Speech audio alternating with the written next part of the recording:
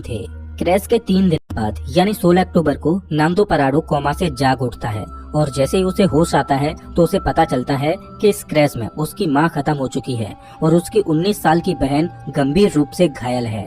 दिन प्रतिदिन गुजरता जा रहा है, मदद मिल नहीं पा रही। प्लेन में जो खाना था वो भी खत्म हो चुका है। सूरज की रोशनी बर्फ से रिफ्लेक्ट होकर इनकी आंखों को डैमेज कर रही है। भूख, प्यास और असहनीय ठंडी को सहते सहते अब इन्हें इस पहाड़ी पर 8 दिन गुजर चुके थे। रेस्क्यू प्लेन आते और इनके ऊपर से निकल जाते। क्रैश के 8 दिन बाद नांदो पराडो की बहन भी जीवन की लड़ाई को हार जाती है और अपना दम तोड़ देती है। और उधर 8 दिनों के बाद सर्च अभियान को रोक दिया जाता है क्योंकि अक्टूबर के महीने में वहां पर बहुत ज्यादा बर्फ पड़ती है। इस वजह से सर्च अभियान को 2 महीनों के लिए स्थगित कर दिया जाता है। ऑफिशियल्स को ये लगा कि इन 8 दिनों में सारे यात्री मारे जा चुके होंगे। इस वजह से उनकी मुर्दा बॉडीज को 2 महीने के बाद खोजकर उनके घर वालों को भिजवा दिया जाएगा। इधर सर्वाइवर्स को प्लेन के मलबे में एक रेडियो मिला। जब सर्वाइवर्स ने रेडियो को ऑन किया तो उसमें उन्हीं की न्यूज ब्रॉडकास्ट हो रही थी कि फ्लाइट 571 के सर्च ऑपरेशन को अब बंद कर दिया गया है। इस न्यूज ने सर्वाइवर्स के होश उड़ा दिए। अभी तक तो उनको अपने खोजे जाने की एक उम्मीद थी, लेकिन वो अब रेडियो पर अपने ही मरने की खबर सुन रहे थे। अपने खोजे जाने की एक उम्मीद की किरण थी, वो भी टूट चुकी है। अब उनको पता है कि यहाँ पर मौत निश्चित है। अब या तो परिस्थितियों को अपने ऊपर हावी होने दो या उनका डटकर सामना करो। उन्होंने प्लेन की सीटों को फाड़कर उसकी रुई को अपने कपड़ों में भरकर ठंड से बचने की कोशिश की। सीट कवर्स को पैरों में लपेटकर बर्फ में चलने के लिए जूते बनाए। सबसे बड़ी दिक्कत खाने की थी। अब जिंदा रहने के लिए इनके पास सिर्फ एक ही ऑप्शन था, वो करना जो इतिहास में कभी भी किसी ने नहीं किया, जिसके बारे में सोचकर ही रूह कांप जाए। इन्होंने बर्फ में पड़ी अपने फैमिली मेंबर्स, रिलेटिव्स और जिनके साथ वो कभी खेले कूदे उन यार दोस्तों की मुर्दा बॉडीज को खाने का फैसला किया। हालांकि ये फैसला लेना उनके लिए बिल्कुल भी आसान नहीं था। एक एक करके दिन गुजरता जा रहा था। इनके पास खुद को बचाने के लिए कोई भी प्लान नहीं था। वो रात को ठंड से बचने के लिए टूटे पड़े प्लेन के अंदर ही सोते। लेकिन क्रैश के 16 दिन बाद यानी 29 अक्टूबर को कुदरत ने इनको एक और झटका दिया। वो रात में सो रहे थे और अचानक उन्हें पता चलता है कि पहाड़ से बर्फ का एक मोटा हिस्सा टूटकर नीचे गिर रहा है।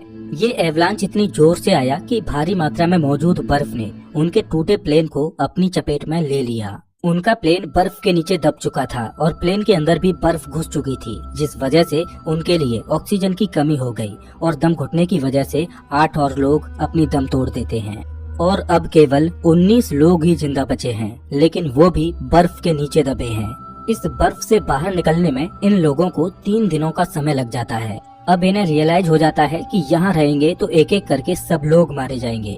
इससे अच्छा है कि इस पहाड़ी से बाहर निकलकर मदद ढूंढने की कोशिश की जाए। उन लोगों में ज्यादातर सभी जख्मी हालत में थे, इस वजह से वो इस पहाड़ी को पार करने में सक्षम नहीं थे। लेकिन 3 लोग ऐसे थे जो कम चोटिल थे। इस वजह से उन तीनों ने इस पहाड़ी से बाहर निकलकर मदद लाने का फैसला किया। उन्होंने रास्ते के लिए मांस के टुकड़े अपने साथ लिए और उनको ठंड से बचने के लिए सबसे मोटे कपड़े दिए गए। और क्रैश के 33 दिनों के बाद यानी 15 नवंबर को ये तीनों लोग मदद ढूंढने के लिए निकल पड़ते हैं। चलते चलते इनको शाम होने लगती है। तभी इनकी नजर प्लेन के दूसरे टूटे हुए हिस्से पर पड़ती है। प्लेन का जो पिछला हिस्सा टूटकर अलग हो गया था, उन्हें वो दिखाई देता है। जब वो उस मलबे के पास जाते हैं तो उन्हें उसमें खाने के लिए बहुत कुछ मिलता है। आज की रात उन्होंने इसी में गुजारने का फैसला किया। पिछले कुछ दिनों में आज की ये रात उनके लिए अच्छी रही। प्लेन के उस पिछले भाग में उन्हें एक बैटरी मिली।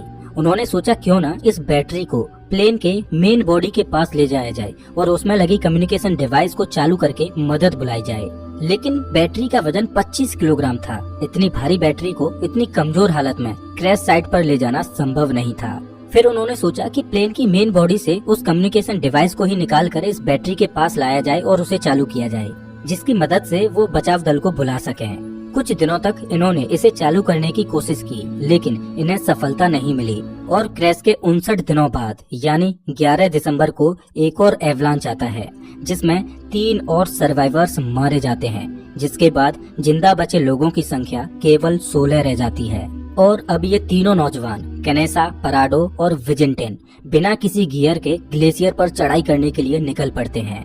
ये तीनों पश्चिम दिशा की ओर चलते चले जाते हैं, लेकिन ये बिल्कुल भी नहीं जानते कि जिस दिशा में ये जा रहे हैं उसमें कोई इंसानी बस्ती इन्हें मिल पाएगी या नहीं। उनको बस ये लग रहा था कि उनको इस सामने वाली पहाड़ी को पार करना है और उन्हें मदद मिल जाएगी, और उन्हें उम्मीद थी कि वो 3 दिनों में इस पहाड़ी को पार कर लेंगे। इसीलिए उन्होंने अपने साथ में सिर्फ 3 दिनों के लिए ही मीट की सप्लाई रखी। इन्होंने धागे से सिलकर एक स्लीपिंग बैग बनाया था, तो ये दिन भर बिना किसी गियर के पहाड़ पर चढ़ते और रात में एक ही स्लीपिंग बैग में तीनों चिपक कर सोते।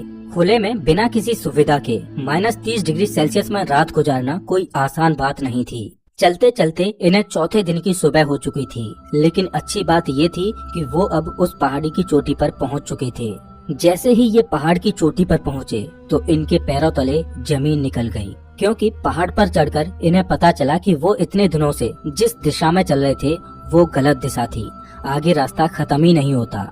अब क्योंकि उनके पास खाने की सप्लाई बहुत कम थी, इस वजह से उन्होंने फैसला किया कि उनमें से एक बंदा क्रैश साइट पर वापस चला जाएगा और 2 लोग आगे जाएंगे। इस वजह से विजेंटिन वापस लौट जाता है और पराडो और कनेसा आगे बढ़ते रहते हैं।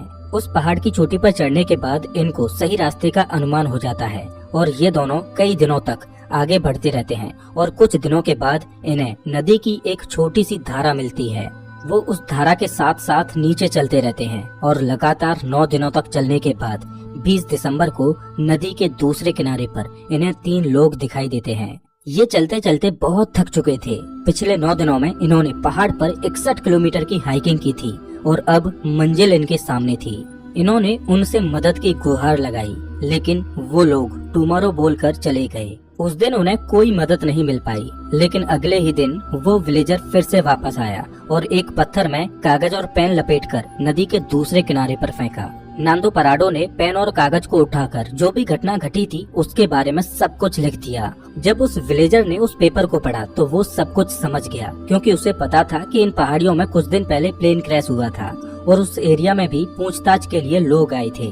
लेकिन वो हैरान था कि ये लोग अभी तक जिंदा कैसे बचे हैं। वो विलेजर जल्द से जल्द शहर गया और आर्मी कमांड के साथ इस इन्फॉर्मेशन को साझा किया, और जल्द ही चिली की एयरफोर्स इन्हें रेस्क्यू करने के लिए पहुंचती है। आर्मी ऑफिसर्स पराडो और कनेसा को हेलीकॉप्टर में बिठाकर क्रैश साइट पर पहुंचते हैं और 22 दिसंबर 1972 को क्रैश के 70 दिनों के बाद बचे हुए सर्वाइवर्स को रेस्क्यू किया जाता है। इन लोगों की हालत बहुत ज्यादा खराब थी। इस क्रैश के बाद टोटल 16 लोग ही सरवाइव कर पाते हैं। इनकी ये कहानी सच में दिल दहला देने वाली कहानी थी, लेकिन इससे भी खतरनाक सर्वाइवल की कहानी है एक ऐसे व्यक्ति की जो 438 दिनों तक गहरे समुद्र में फंसा रहा।